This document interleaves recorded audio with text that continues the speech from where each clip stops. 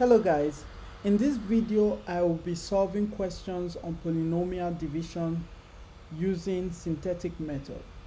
For each of the questions I will be giving detailed explanation of the steps. The first question requires us to evaluate x cubed minus 2x squared minus 5x plus 6 divided by x minus 3. The first thing I would do is to equate the divisor to 0. The divisor is the polynomial at the bottom, also known as the denominator. Having equated it to 0, you then solve for x. In this case, we have x minus 3 equal to 0, hence as x is equal to 3. The next thing I'll be doing is bringing down the dividend. The dividend is the polynomial at the top, also known as the numerator. So I bring it down and I also highlight the coefficient of each of the terms in that polynomial. Now, for convenience, I set it up as we have in long division, and I place all those coefficients at the top of the long division sign. So I have 1 from x cubed and minus 2 from x squared, minus 5 from x, and then 6, which is the constant. Remember, we calculated x equal to 3 from the divisor that is placed on the left hand side. So the first operation, after having this set up, the first operation is to bring down the leading coefficient. The leading coefficient is the leftmost coefficient. In this case, it is 1. You bring it down, and then the next step is to multiply that coefficient 1 by 3, which is the value of x calculated from the divisor. As you can see, they are highlighted. When you multiply them, you then add to the next coefficient. So 1 multiplied by 3 added to negative 2. When you do that addition, you still get 1. You repeat the step again. So this new coefficient, or sorry, this new value that you just got, which is 1, multiplied by 3 again, and then added to minus 5, which is the next coefficient. In this case, you have minus 5 plus 3, you get minus 2. Then you repeat it one more time. So you have minus 2, right? Multiplied by 3, and then add it to 6. So you have 6 minus 6, and that gives you 0. And then you are done. Now, the rightmost value, which is 0 in this case, is your remainder, and the remaining values that we got are the coefficients of your quotient. The quotient is the resulting polynomial from the division. So you can start from the one next to the rightmost. So negative 2 will be the constant term. The next one to negative 2 will be the coefficient of x. So you can just say 1x, which is x. And then the next one to that is the coefficient of x squared, which gives you this. Now remember, when you divide polynomials, the result is written as quotient plus remainder divided by divisor. Hence, this division is given by x squared plus x minus 2. You don't have a remainder, so you don't have the remainder divided by the divisor part in this result.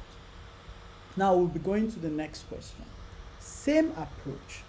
Equate the divisor to 0. In this case, the divisor is 2x minus 3, so I say 2x minus 3 equal to 0. Then I, in similar manner, solve for x. One thing you need to note in this particular question is that the coefficient of x in the divisor is not equal to 1. So that will play an important role, and it's going to add an additional step to the process. But let's just ignore that for now and continue. Now, like I did previously, I dropped the dividend, but take note of what I did. I added terms that were missing. For example, we have 4x, so the dividend in this case is 4x to the fourth minus x squared plus 7. So x to the third and x are both missing. So I added them to the dividend but with coefficient equal to 0 because they are not there. Now the same setup, long division, placing those coefficients at the top of the long division. Same way. And then the value of x calculated from the divisor is placed on the left. Similarly, you drop the leading coefficient, in this case which is 4, you drop it down, and then you multiply that value, which is 4, by 3 divided by 2, the value of x calculated from the divisor, and then add to the next coefficient. So I find 4 multiplied by 3 divided by 2, add it to 0. When I do that, I arrive at 6, because 4 multiplied by 3 will give you 12. 12 divided by 2 will give you 6. 6 plus 0 gives you 6. I repeat the step. Now, in this case, I'll be using 6 multiplied by 3 divided by 2, and then I'll be adding it to minus 1. 3 multiplied by 6 gives you 18. 18 divided by 2 gives you 9. 9 minus 1 gives you 8. So you arrive at 8. You repeat the process again. 8 multiplied by 3 divided by 2. Add it to 0, which is the next coefficient. 8 multiplied by 3 is 24. 24 divided by 2 is 12. So you get 12. And then you do it one more time to exhaust the list. So 12 multiplied by 3 divided by 2, you have, and then you add it to 7. So 12 multiplied by 3 will give you 36. 36 divided by 2 gives you 18. 18 plus 7 gives you 25, right? Same approach all through the way till now. Now, similarly, you have your remainder as the rightmost value we got. But what about the rest? The rest gives you the coefficient of the quotient, the result of the division. But there's one additional step. Since the coefficient of x in the divisor is not 1, you have to divide all those values except the one that is equal to the remainder. You have to divide by that coefficient.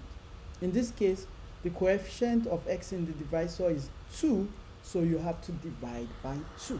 If it were 3, you have to divide by 3. And when you divide 4 by 2, you get 2. 6 by 2, you get 3. 8 by 2, you get 4. 12 by 2, you get 6. Now, these are the coefficients of your quotient. Your quotient is then equal to 6, which is the rightmost value being the constant. The next one will be the coefficient of x.